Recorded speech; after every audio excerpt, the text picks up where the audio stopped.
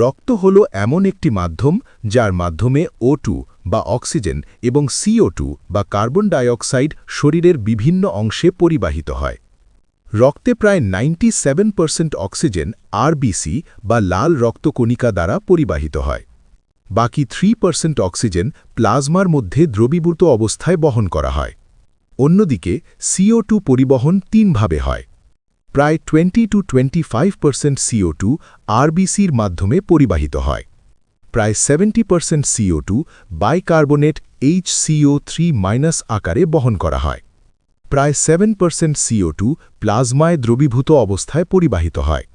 15.4.1 transport of oxygen.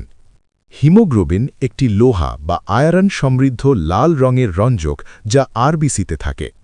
Oxygen হিমোগ্লোবিনের সাথে reversible বা উল্টানো যায় এমনভাবে যুক্ত হয়ে অক্সিহিমোগ্লোবিন তৈরি করে। প্রতিটি হিমোগ্লোবিন অণু সর্বোচ্চ 4টি অক্সিজেন অণু বহন করতে পারে। অক্সিজেনের সাথে হিমোগ্লোবিনের যুক্ত হওয়া প্রধানত নির্ভর করে অক্সিজেনের পার্শিয়াল প্রেশার বা PO2 এর উপর। এছাড়াও কিছু ফ্যাক্টর এই বন্ধনকে প্রভাবিত করে। PCO2, H+ concentration, temperature.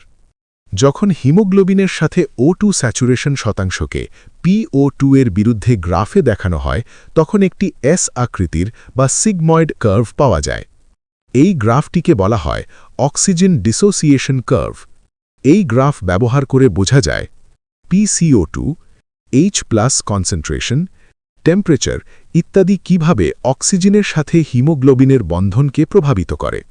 ফুসফুসে PO2 বেশি, PCO2 কম, H+ কম, টেম্পারেচার কম। এই অবস্থায় অক্সিহিমোগ্লোবিন তৈরি হওয়া সহজ হয়।